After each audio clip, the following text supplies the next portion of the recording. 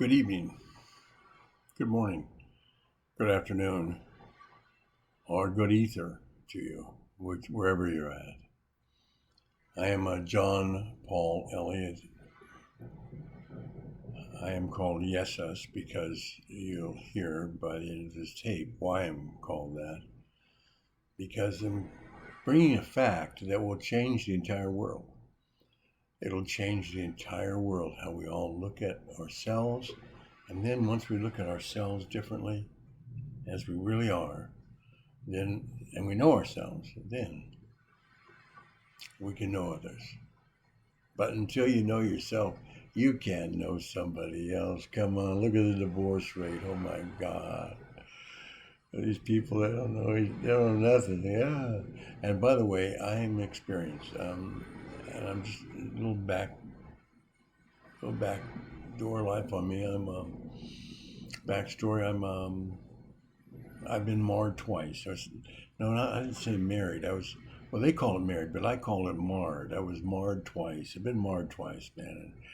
And, the only person that ever says the third time's a charm is a woman. I've never heard a man say, man, I can't wait to get married again, So, and the term married should be pronounced as marred. And so I've been marred twice. But some people are lucky out there. Maybe you're listening right now and you're one of those lucky ones. That has found the right wife, found the right man. And you're living the perfect life. You're just happy as a clam. And for you, that's fabulous. You're living the dream. But for people like me that've been marred a couple times, we turn into philosophers. Couldn't be married, so I gotta be a philosopher. And I'll say this much. Every man out there right now, because we're getting close to Christmas time. This is December 2020. This is the last day of Hanukkah. That's why I'm making this tape. But you know what present every single married man out there wants for Christmas? Every one of them.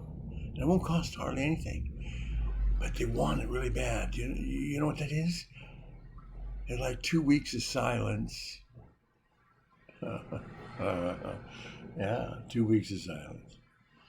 All right, so I'm a Yewish man, and if you are in the what you call the Jewish faith, you're also Yewish. In fact, you were Yewish before you were Jewish, and that's what this tape's about. The Yewish people, I don't know, must have had a headache or they lost their spine or something. But instead of following the exact laws of God, and Moses directed the Yewish people to do, they allowed 402 years ago for a Jew, so someone to put a J in the alphabet and change it. Now there's no J in the alphabet for Yiddish language. There was no J in the Hebrew until 402 years ago, which means that his name was not Jesus. His name was Jesus. He, of course, in Hebrew or Yiddish is your left hand. And for those that are right-handed, hi, me uncle. That's the right hand. All right, so we need to revolt, and we need to take we need to take the Hebrew faith back. And Judas, we want to be Judas people. We don't want to be Jewish. We want to be Judas. Yewish. Let me explain why. We're so important, because I am Jewish, so important for us to actually help the world get along. Now, the secret is in the name of being Jewish.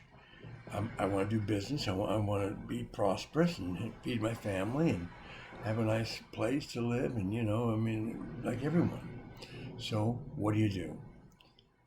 You're Jewish. So you go up to the man down the street, go, hi, hello, how are you? Hey, my name is JP. I'm Jewish. I'm here to help you. You need anything at all? What do you need? Do you need your house painted? Do you need your lawn cut? You need to plant your garden. What do you need? I'll help you. I want to help you. And then you can give me a little something for helping. That's all. Yewish. Not being Mish, help. That's Yewish. But they changed the laws. The law of Passover, the celebration of Passover. You're supposed to pass over from one side to the other. That's Passover. This is Passover. That's the Passover. And that needs to be exercised and practiced because people, because of gravity and because of the body not being trained, forgets about the other side entirely, and the body breaks down, the God suit. And that's what we call the God suit. So, if you're Yewish out there right now, look it up. We need to take the J out of the Hebrew alphabet. Take it out and go back to the original laws. And let me tell you how cool that'd be. It was a year of Jubilee. Nobody does that. You know what the year of Jubilee was? It was the year Jubilee got rid of all greed in housing. All greed. I'll tell you why. It works like this. Let's say your family had to sell this big piece of land they owned, and they had to sell it. Well, they didn't want to, but they did. Well, they sold it under the terms of the Jubilee. So the people they sold it to own it for 50 years. And at the end of 50 years, they have to give it back to the guy they just bought it from or to his family. Now, if they want to sell it, trade it off to someone and do anything they want, that's fine. But in 50 years, it all comes back to them, no matter what. Great plan. Then the other one is the Minch. They celebrate the Minch, but nobody mentions it. Let me tell you, the Minch is all messed up. Here's the Minch. Years ago, before they had, this is Yewish now. You come to me, you go, hey, I know you're Yewish, you have some money, I need to borrow something to do this. And I go, what do you need to do? Okay, I can do that, but you're going to have to pay me back.